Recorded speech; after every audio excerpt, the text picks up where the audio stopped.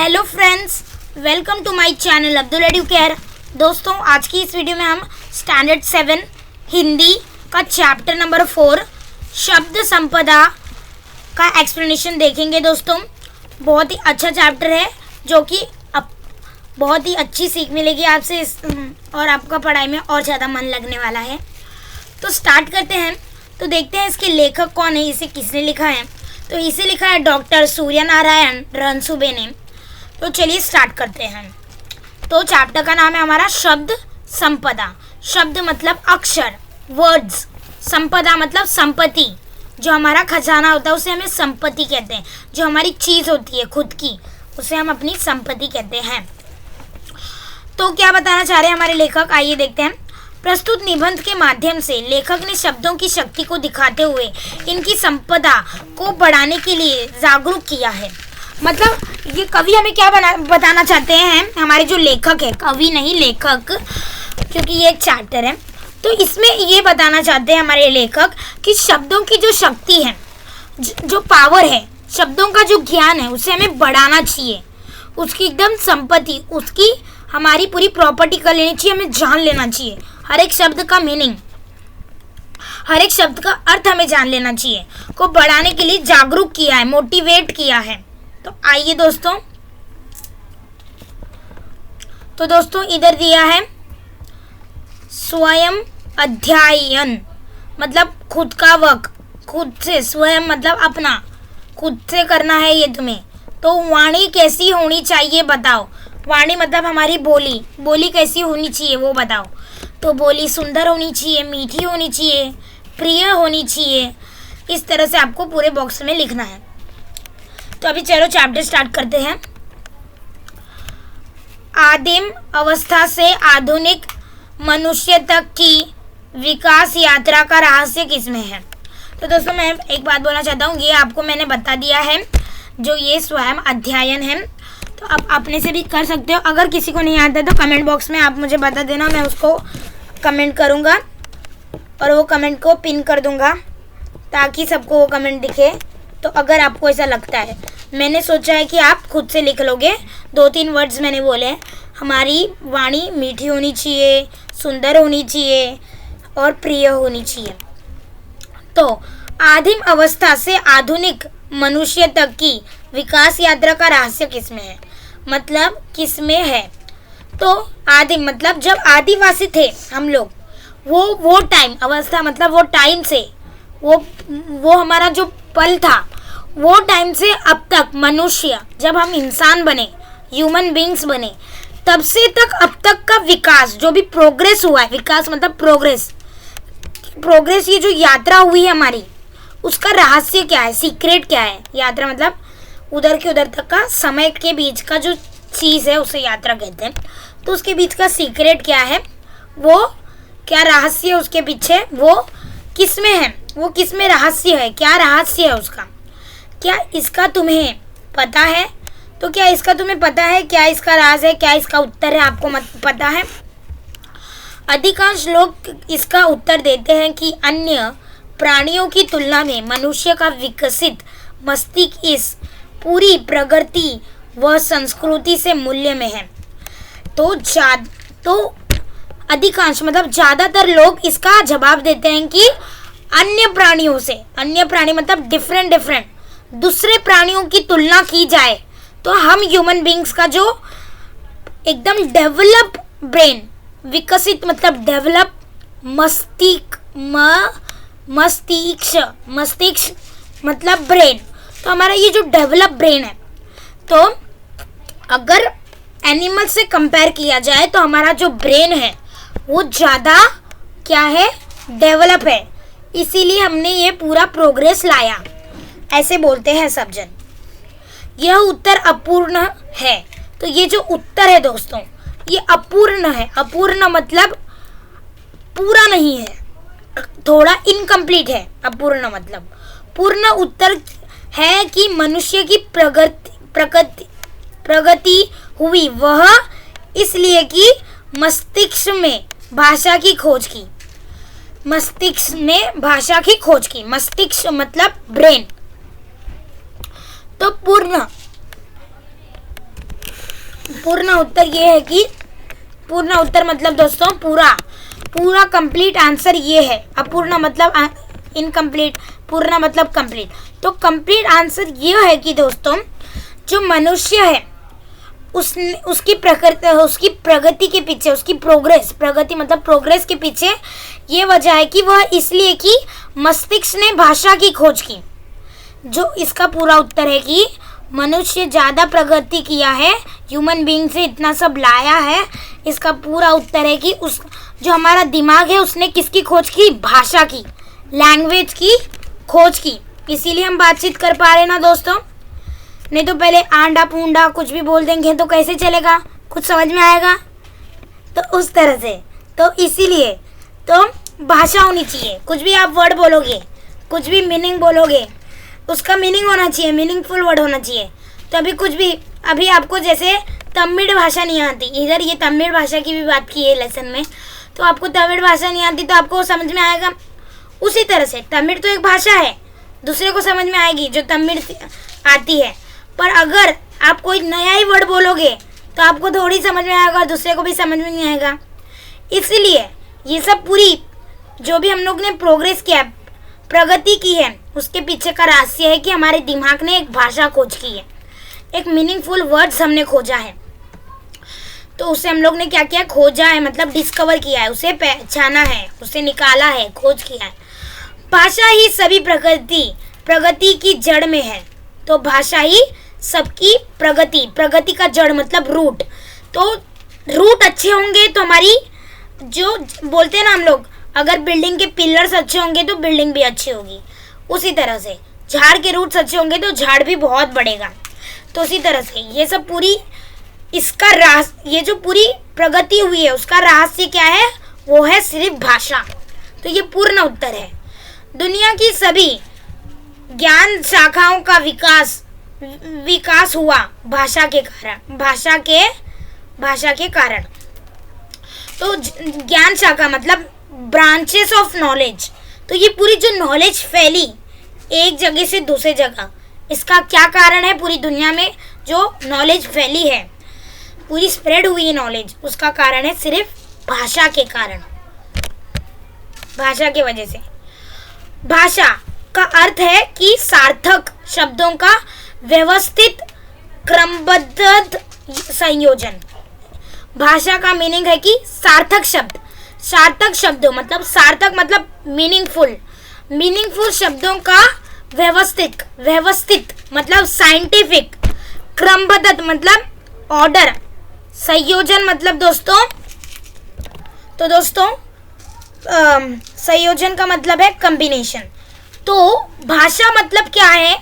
जो meaningful words को scientific order में कंबाइन करके बोलना, तो उसे ही भाषा बोलते हैं। कोई भी आपको पूछेगा भाषा मतलब क्या, तो आप बोलना the meaningful words in a scientific order combination. तो the combination of meaningful word in a scientific order.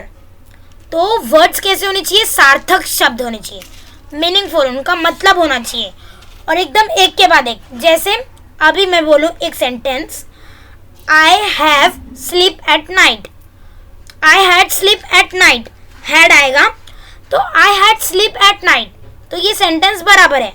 तो I sleep at had night, ये सेंटेंस बराबर है? नहीं। I sleep had at night, ये क्या सेंटेंस है? तो बोलेंगे कि ऐसे थोड़ी बोलते हैं, पागल है क्या, ऐसे बोलेंगे।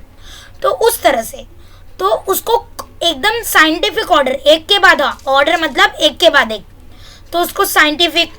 स्लीप का मतलब है सोना, आई हैव मतलब मैंने, तो उस तरह से स्लीप एट नाइट, नाइट मतलब रात।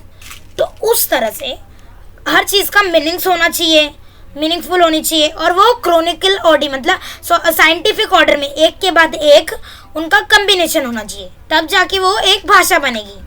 और मैंने जो अभी बोला वो कौन सी भाषा थी, आप बताना मुझे। अभी शब्दों का यह संसार बड़ा विचित्र है। तो शब्दों का ये जो संसार है वो कैसा? एकदम विचित्र मतलब फनी है एकदम। शब्दों का ये संसार बड़ा विचित्र है। शब्द की ताकत की ओर हमारा ध्यान कभी नहीं जाता। तो जो शब्दों की ताकत है उसके उधर हमारा कभी ध्यान नहीं जाता। शब्द ही मनुष्य को ज्ञान से जोड़ते हैं। तो हम पढ़ाई करते हैं, उसमें क्या रहता है, सब शब्द ही तो रहते हैं। अभी मैं ये रीडिंग कर रहा हूँ, वो क्या है, शब्द ही तो है। शब्द ही मनुष्य को मनुष्य से जोड़ते हैं और शब्द ही मनुष्य को मनुष्य से तोड़ते हैं। शब्द ही जो मनुष्य को मनुष्य जोड़ते हैं, मतलब हम अभी कुछ मेरे फ्रेंड को बोलेंगे, अभी उसका पेंसिल गिर गया, ला मैं जोड़ देता हूँ, सॉरी पेंसिल नहीं, अब मैं उठा देता हूँ। तो उस तरह से कुछ भी हो गया, उसका बुक फट गया तो चिपका देना, उस तरह से उसकी किसी भी काम में हेल्प करना। तो वो बोलेगा अरे यार ये तो कितना अच्छा है, आज से तू और मैं फ्रेंड, हाँ मित्रता हो गई, हमें फ्रेंडशिप हो गई। तो ये हुआ जोड़ना। और शब्द मनुष्य को मनुष्य से तोड़ते हैं। तू मेरे पास क्यों आया, मेरे बेंच पे क्यों बैठा, तूने मेरी पेंसिल बिना बोले क्यों नहीं ली, फ्रेंडशिप टूट गई, ऐसा ये सब हो गया ना। तो ये सब क्या बोल रहे हैं हम लोग, शब्द ही तो बोल रहे हैं। तो एक दूसरे को तोड़ते हैं। विज्ञान की दृष्टि से तो अक्षर ध्वनि के चिन्ह है। मतलब अगर विज्ञान साइंटिफिकली देखा जाए, दृष्टि मतलब देखना, नज़र, तो अगर विज्ञान की दृष्टि से ये हम लोग नज़र डालें तो अक्षर क्या है, ध्वनि मतलब साउंड के चिन्ह है, मतलब सिंबल्स। तो साउंड है, हम बोलते हैं ना, तो अभी वो क्या हुआ, साउंड हुआ। तो अभी क्या है, निर्जीव है। निर्जीव मतलब जिसके पास कोई जान नहीं है, शब्द नॉन लिविंग थिंग है। मनुष्य ही उन्हें अर्थ देता है, तो मनुष्य ही उन्हें मीनिंग देता है। जीवंत बनाता है, तो उन्हें क्या करता है, जीवित करता है। जब शब्द जीवंत हो जाते हैं तो फिर उन्हें मनुष्य की विविध स्वभाव गुण आने लगते हैं। जब हम बोलते हैं तो कोई भी हमें देख के समझ लेता है। अब हम अच्छी करेंगे, किसी की हेल्प करेंगे, अच्छे से बात करेंगे तो हम अच्छे हो जाएंगे, उसको हमारी गुण मालूम पड़ेंगे। तो अभी देखो आप बोलते हो ना, ये अच्छा लड़का नहीं है, ये कितना रूडली मेरे से बात किया, उस तरह से। मनुष्य स्वभाव के जितने विभिन्न नमूने हैं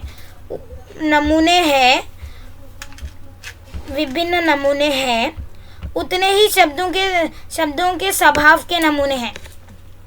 तो मनुष्य के जितने स्वभाव के नमूने होते हैं, जैसे हंसना, मजाक करना, उस तरह से शब्द के भी डिफरेंट नमूने हैं। जैसे कुछ लोग औरों को हंसाने का काम करते हैं, तो जैसे कुछ लोग क्या करते हैं, दूसरों को हंसाने का काम करते हैं, जोक मारते हैं, वैसे दिल के अच्छे होते हैं। वैसे ही कुछ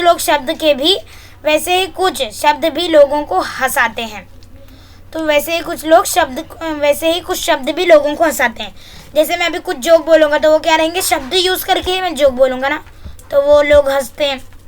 वैसे कुछ मनुष्य औरों को हमेशा तकलीफ़ देते हैं, तो वैसे ही कुछ मनुष्य औरों को तकलीफ़ देने का काम करते हैं। वैसे ही कुछ शब्द के उच्चारण मात्र से होने वाले व्यक्ति व्यथित हो जाता है। मतलब उसके वजह से अगर वैसे ही कुछ शब्द के उच्चारण मतलब प्रोनाउंसिएशन से, बोलने से, तो वैसे ही कुछ शब्द हम बोलने से सामने वाला व्यक्ति क्या होता है, व्यथित होता है। व्यथित मतलब दुखी हो जाता है। कई बार तो ऐसे शब्द को सुनकर वह रोने भी लगता है। तो कई बार बुरे शब्द सुनकर क्या होता है, वो रोने भी लग जाता है मनुष्य। कुछ लोग बड़े प्रिय होते हैं, तो कुछ लोग एकदम काइंड होते हैं, एकदम अच्छे होते हैं, प्रिय लव वाले होते हैं। वैसे ही कुछ शब्द भी बहुत प्रिय होते हैं, तो वैसे ही कुछ शब्द भी बहुत एकदम काइंड होते हैं, अच्छे होते हैं। उन्हें बार बार सुनने की, गुनगुनाने की इच्छा होती है, तो उन्हें वो शब्द को बार बार सुनना और गुनगुनाने की हमारी मन करता है। एक और कुछ शब्द धोखा देने वाले होते हैं, तो दूसरे शब्द क्या करते हैं, धोखा देने वाले होते हैं। कुछ निर्थक होते हैं, तो दूसरी ओर कुछ शब्द बहुत सज्जन, साथिव, सभ्य और संस्कृत सुसन। तो दोस्तों वैसे ही कुछ शब्द सज्जन, सात्विक, सभ्य और सुसंस्कृत होते हैं। मतलब सज्जन मतलब एकदम गुड होते हैं, अच्छे होते हैं। सात्विक मतलब एकदम मॉरल वाले, सीख वाले शब्द होते हैं। सभ्य मतलब दोस्तों एकदम सुशील, एकदम अच्छे शब्द होते हैं। और सुसंस्कृत मतलब भी अच्छे ही होते हैं, कोमल शब्द होते हैं, जिन्हें हमें सब शब्द को सुनने का मन बोलता है। कुछ शब्द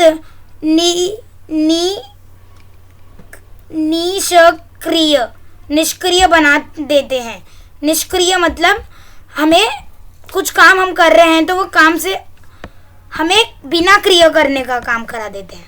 तो जैसे हम कुछ काम कर रहे हैं तो वो काम हम छोड़ देते हैं, तो निष्क्रिय बना देते हैं, तो हमें वो काम का से छुटकारा दिला देते हैं, हमारे साथ गलत दिमाग में डाल देते हैं। हम बोलते हैं ना, जितना नसीब में मिलेगा उतना ठीक है, चलो वो कुछ नहीं करेंगे जो भाग्य में लिखेगा, तो अब हम लोग कुछ काम ही करना बंद कर देते हैं, वैसा निष्क्रिय बनाते हैं। कुछ मत करो जो भाग्य में जो भाग्य में है वह तो मिल ही जाएगा। नहीं है नीचे जाते हैं दोस्तों, अभी देखते हैं।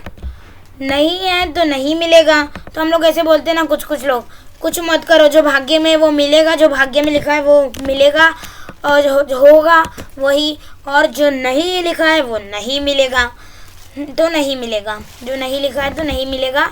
न्यूटन ने कहा है कि किसी भी काम की सफलता के लिए, तो न्यूटन तो आपको मालूम है, तो न्यूटन ने क्या किया है, किसी भी काम की सफलता के लिए 90% परिश्रम चाहिए, परिश्रम की ज़रूरत है। तो 90% क्या करना चाहिए हमें, किसी भी काम में आपको सफलता चाहिए तो 90%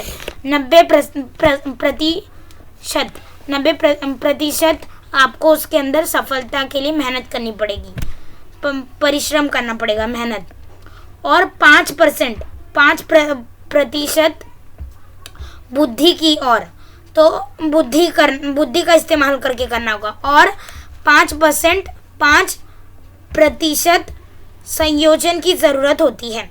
तो कुछ भी काम करना है तो आपको 90% क्या करना होगा, पहले परिश्रम, 5% आपकी बुद्धि से, आपके ब्रेन से आपको करना होगा वो सॉल्यूशन का हल, क्वेश्चन का सॉल्यूशन फाइंड आउट करने में, और 5% आपका संयोग, आपकी नसीब रहेगी।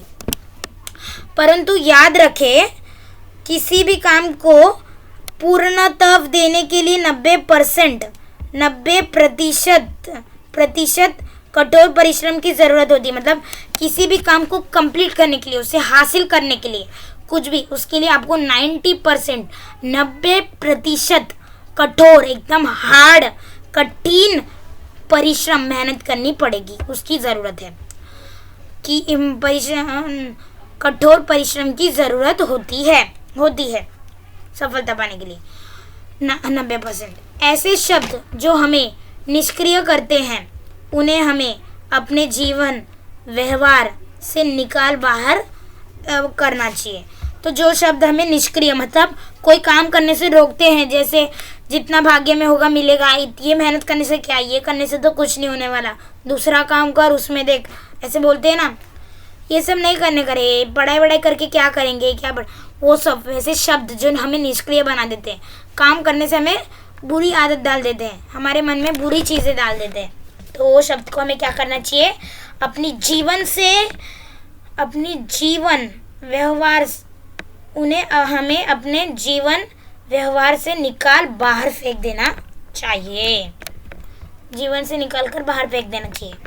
कुछ भाषाओं के शब्द किसी भी अन्य भाषा से मित्रता कर लेते हैं और उन्हीं में से एक बन जाते हैं। तो कुछ भाषाओं के शब्द दूसरी भाषाओं में मिल जाते हैं, मित्रता कर लेते हैं, फ्रेंडशिप, तो उनमें ही मिल जाते हैं। जैसे आपके मित्र में से कुछ ऐसे हैं जो सबसे घुल मिल सकते हैं, कुछ ऐसे होते हैं कि वे औरों की मित्रता नहीं कर पाते, औरों से मित्रता नहीं कर पाते। तो कुछ फ्रेंड्स होते हैं जो हमारे से घुल मिल जाते हैं, कुछ नहीं घुल मिल पाते। तो उसी तरह से शब्द होते हैं। शब्द का भी यही ऐसा ही स्वभाव होता है।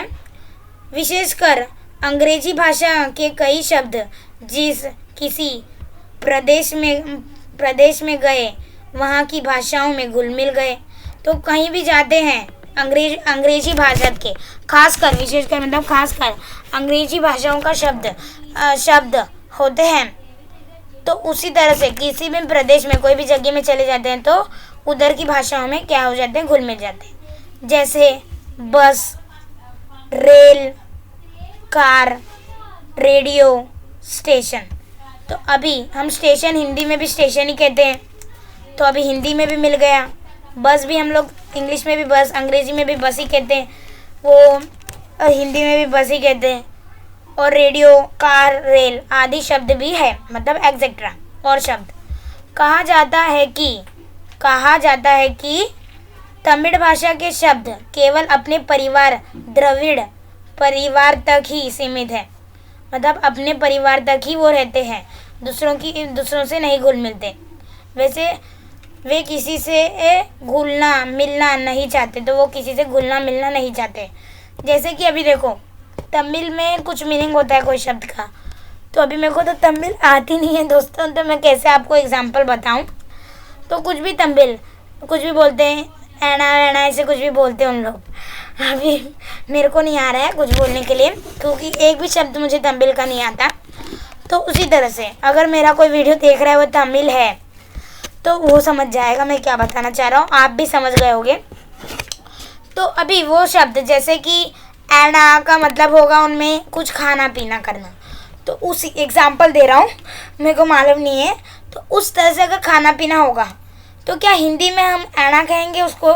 नहीं कहेंगे। इंग्लिश में ऐना कहेंगे? नहीं।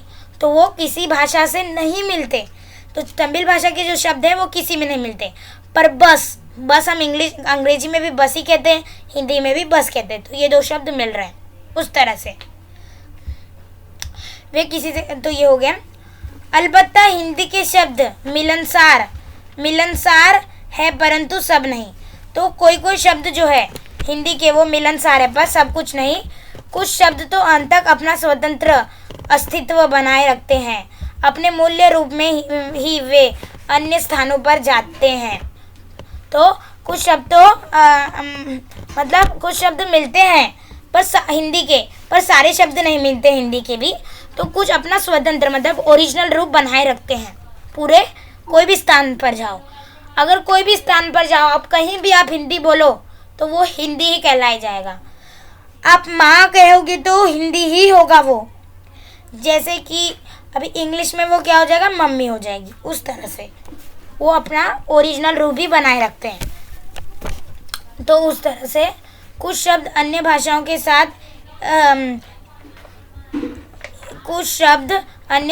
के साथ इस प्रकार जुड़ जाते हैं कि उनका स्वतंत्र रूप खत्म हो जाता है, तो उनका ओरिजिनल रूप खत्म हो जाता है, ऐसे वो जुड़ जाते हैं। हिंदी में कुछ शब्द ऐसे भी पाए जाते हैं जो दो विभिन्न भाषाओं के शब्द के मेल से बने हैं। तो हिंदी में कुछ शब्द ऐसे पाए जाते हैं कि दो लैंग्वेजेस को मिला के एक शब्द बनाया जाता है। अब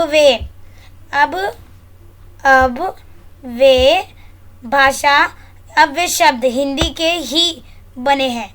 तो जैसे कुछ शब्द के एग्जाम्पल दिए गए हैं हमें। हिंदी और संस्कृत को मिलाए गए शब्द हैं। हिंदी संस्कृत से कौन से शब्द बने हैं? वर्षघाट। तो एक जो वर्ष है वो हिंदी का होगा, एक घाट है जो वर्ष है वो संस्कृत का होगा। मुझे मालूम नहीं कौन सा शब्द कौन सा होगा, आप भी डिटेल में मत जाओ। तो एक शब्द जो होगा वो हिंदी का होगा, एक शब्द जो होगा वो संस्कृत होगा, पर ये दोनों मिलाकर एक शब्द हो गए। तो वर्षघाट, मांग पत्र। तो उस तरह से ये दो शब्द एग्जाम्पल दिए गए हैं। हिंदी और अरबी मतलब फारसी बोला गया। अरबी और फारसी मतलब एक ही होता है, अरबी। तो हिंदी और अरबी को मिला के, फारसी को मिला के शब्द बनाए गए हैं। जैसे कि थानेदार, किताब घर। तो उस तरह से तो थानेदार, तो ये दो शब्द है, तो उसको मिला के एक शब्द बन गया किताब घर। तो उसको हम क्या बोलते हैं इंग्लिश में? कमेंट में बताना। इसे बोलते हैं कंपाउंड वर्ड्स। अंग्रेजी और संस्कृत से अंग्रेजी और संस्कृत को मिलाएंगे तो कैसे बनेंगे? रेल यात्री, रेडियो तरंग। तो ये शब्द के एग्जाम्पल दिए गए हैं दोस्तों। अरबी और अंग्रेजी को मिलाएंगे तो, मैं फारसी रीड नहीं कर रहा हूँ क्योंकि इधर स्लैश है, उसका मतलब वही होता है, चाहे ये अरबी चाहे फारसी, कुछ भी बोलो। से बनाते हैं, से कौन से शब्द बनते हैं? बीमा पॉलिसी, तो कौन से शब्द बनते हैं? बीमा पॉलिसी आदि, आदि मतलब एग्जेट्रा और शब्द। तो इन शब्द तो क्या है बोला गया है दोस्तों? इन शब्दों से हिंदी का भी संसार, इन शब्दों से हिंदी का संसार भी समृद्ध हो जाता है, मतलब अच्छा हो जाता है। समृद्ध होना मतलब क्वालिटी गुड हो जाना, तो उनकी क्वालिटी बढ़ जाती है, गुड क्वालिटी। कुछ शब्द अपनी माँ के इतने लाडले होते हैं कि वे मातृभाषा को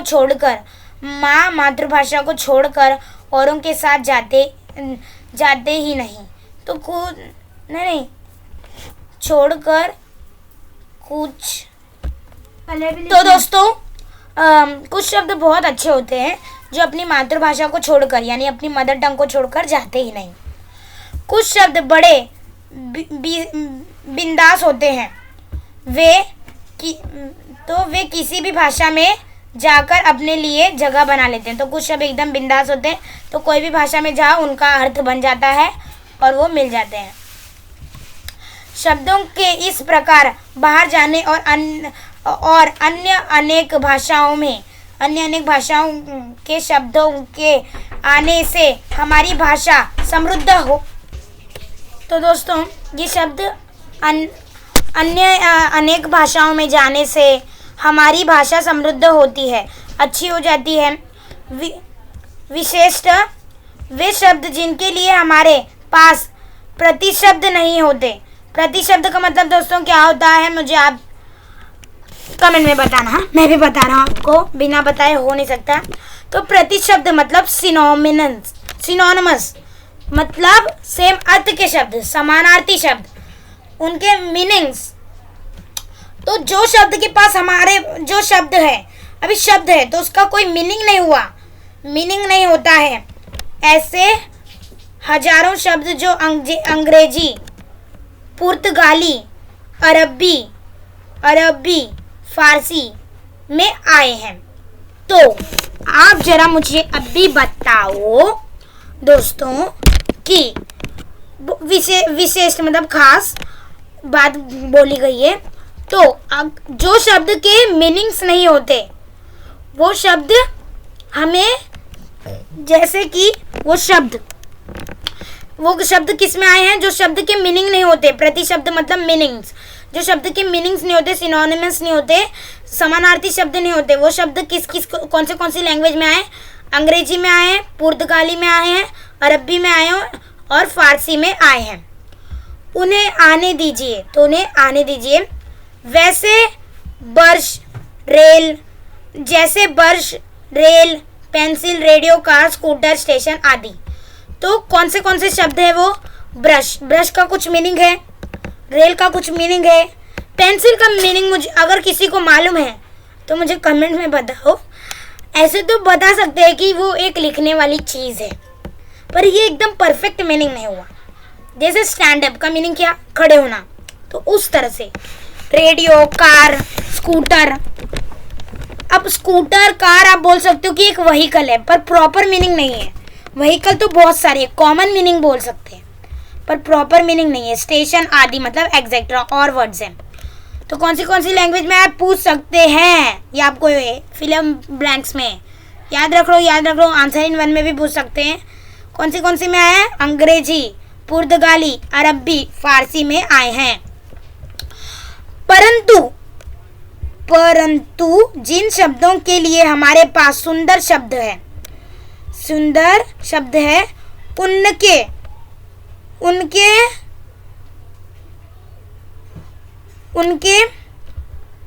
उनके लिए अन्य भाषाओं के शब्द का उपयोग नहीं होना चाहिए। तो उसके लिए क्या? देखो अभी दोस्तों क्या बोला गया? हम जिन शब्दों के पास जो शब्द है उनके जो कोई शब्द है उनके मीनिंग्स भी है, कोई शब्द ही है जो जिनके मीनिंग नहीं है। तो जो शब्द के मीनिंग है, सुंदर सुंदर शब्द है उनके लिए दूसरे, जैसे स्टैंड अप होना मतलब खड़े होना, ये सुंदर सुंदर जो शब्द उनके मीनिंग्स है उनके लिए हमें अन्य भाषाओं के शब्दों का उपयोग नहीं करना चाहिए। वो शब्दों के लिए हमारे पास माँ के लिए, पिता के लिए सुंदर शब्द है। तो जैसे कि हमारे माँ और पिता के लिए कौन से शब्द सुंदर शब्द है, उनके अच्छे मीनिंग्स है, दूसरे शब्द है उनके, और उनको हमें अन्य भाषाओं मतलब दूसरे भाषाओं में नहीं बोलना चाहिए। जैसे अभी माँ के लिए हमें कौन से शब्द है, जैसे माई, अम्मा, बाबा, अक्का, अन्ना, दादा, बापू आदि। तो ये शब्द माँ और बाप के लिए है। पर अब उन्हें छोड़ मम्मी डैडी कहना अपनी भाषा के सुंदर शब्दों का अपमानित करना है। तो अभी कितने अच्छे शब्द है ये, अम्मा, बाबा, अक्का, अन्ना, दादा, बापू। तो ये शब्द छोड़कर, सुंदर शब्द छोड़कर मम्मी डैडी अभी कह रहे हैं आजकल के बच्चे। हम लोग तो मम्मी डैडी नहीं कहते भाई। तो ये सुंदर शब्दों का अपमानित हो रहा है, ऐसा बताया गया। अभी हमारे मुख से उच्चरित शब्द हमारे चरित्र, बुद्धिमत्ता, समझ और संस्कारों को दर्शाता है। इसलिए शब्द के उच्चारण के पर्व हमें सोचना चाहिए। मतलब दोस्तों, हम शब्द मुंह से कहते हैं, अपने प्रोनाउंस करते हैं, उच्चरित करते हैं, मतलब प्रोनाउंस करते बोलते हैं, वो हमारे चरित्र को बताते हैं हम कैसे हैं, हमारी बुद्धिमत्ता, हमारे दिमाग को बताते हैं, हमारे अंदर कितनी समझ है वो बताते हैं, हमारे संस्कारों कल्चर को बताते हैं। तो हमें दर्शाते हैं, ये सब बताते हैं, हमें डिस्क्राइब करते हैं, हमारी विशेषताओं को बताते हैं, क्या क्या चीज़ हमारे पास है, कौन से गुण हैं। तो इसीलिए जब भी आप शब्द को प्रोनाउंस करोगे, बोलोगे, तो सोच समझकर बोलना चाहिए बोलते समय। कम से कम शब्द, तो उच्चारण के पर्व मतलब समय, उच्चारण के समय हमें सोच समझना चाहिए। कुछ हम बोलते हैं ना, कुछ भी बोलने से पहले 100 बार सोच लेना, तो उस तरह से कम से कम शब्दों में अर्थपूर्ण बोलना और लिखना एक कला है। तो कम से कम तो शब्दों में हमें अच्छी तरह से अर्थपूर्ण मतलब मीनिंगफुल बोलना, किसी को भी मीनिंगफुल बताना एक सेंटेंस।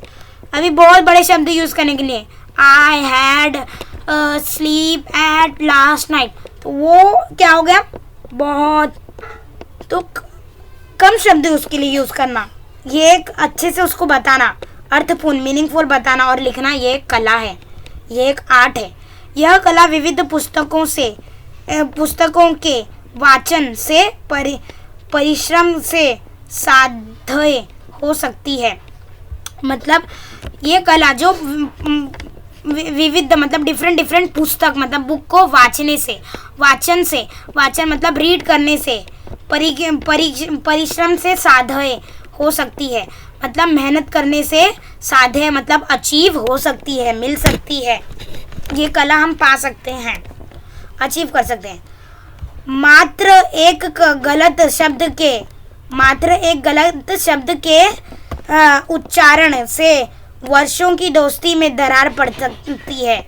तो एक गलत शब्द बोलने से आप पूरे सालों की दोस्ती, एक गलत शब्द प्रोनाउंस करने से पूरी सालों की दोस्ती में दरार पड़ सकती है, दोस्ती टूट जा सकती है। अब किस समय किसके सामने किस प्रकार के शब्दों का प्रयोग करना चाहिए, इस अनुभव, मार्गदर्शन, वाचन और संस्कारों द्वारा ही सीखा जा सकता है।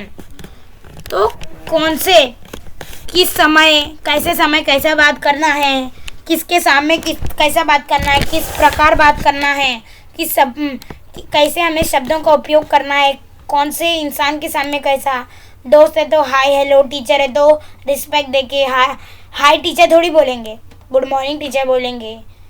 कैसी हो टीचर नहीं बोलोगे, कैसे हो टीचर ऐसे बोलोगे। तो इज्जत दे के बोलोगे, तू से बात नहीं करोगे। उस तरह से ये आप कहाँ से सीखोगे, अनुभव एक्सपीरियंस से सीखोगे। मार्गदर्शन मतलब गाइडलाइन से सीखोगे। वाचन मतलब रीडिंग करने से सीखोगे। संस्कार मतलब अपने कल्चर, अपने संस्कारों के द्वारा सीख लोगे। सुंदर, उपयुक्त और अर्थमय शब्द से जो वाक्य परीक्षा में हम लिखे जाते हैं, उस कारण ही अच्छी श्रेणी प्राप्त होती है। तो सुंदर मीनिंगफुल, अर्थमय मतलब एकदम मीनिंगफुल, सुंदर एकदम प्रॉपर। हम जो शब्द लिखते वाक्य मतलब पूरा सेंटेंस लिखते हैं, उसके वजह से ही हमें परीक्षा में एग्जाम में अच्छे मार्क्स मिलते हैं। अनाप शनाप शब्दों का प्रयोग हमेशा हानिकारक होता है। तो अनाप शनाप मतलब गलत कुछ भी शब्द बोलने से ये क्या स्थिति जो है बिगड़ जाती है, हानिकारक होता है उसका प्रयोग, उसका इस्तेमाल करने से हानिकारक होता है, वो गलत हो जाता है। दोस्ती में दरार पड़ सकती है, कुछ भी एक्शन लिया जा सकता है आपके पास। तो कुछ भी आप पुलिस को कुछ भी बोलोगे तो पुलिस एक्शन नहीं लेगी, उस तरह से। प्रत्येक व्यक्ति के पास स्वयं की शब्द संपदा होती है।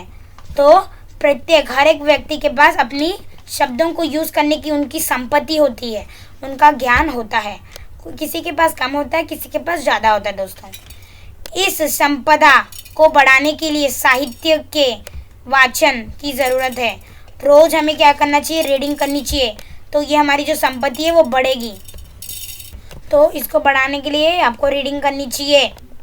शब्दों के विभिन्न अर्थों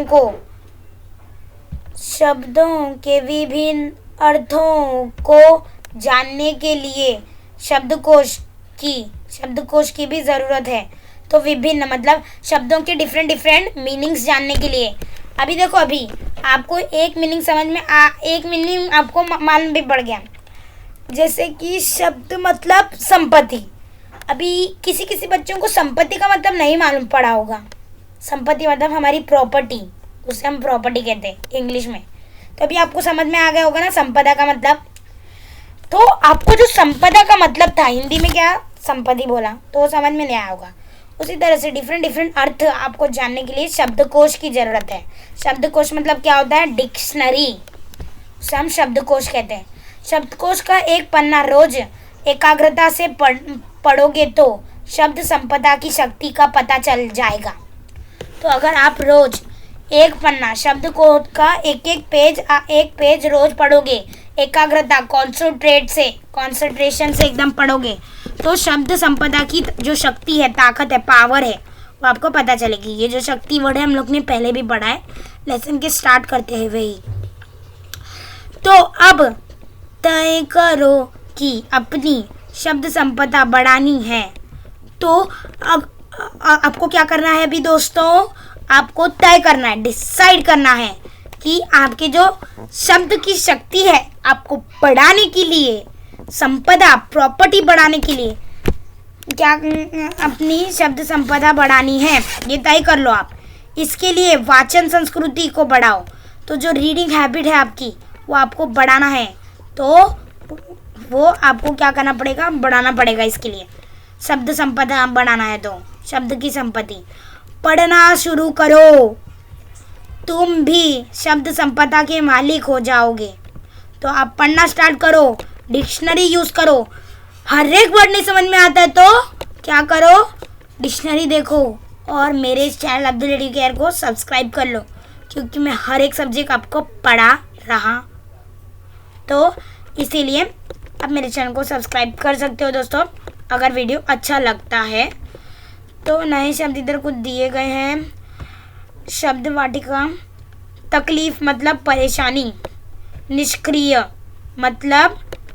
का मतलब क्या होता है, कृतिहीन, मिलनसार, मिलजुल कर रहने वाले।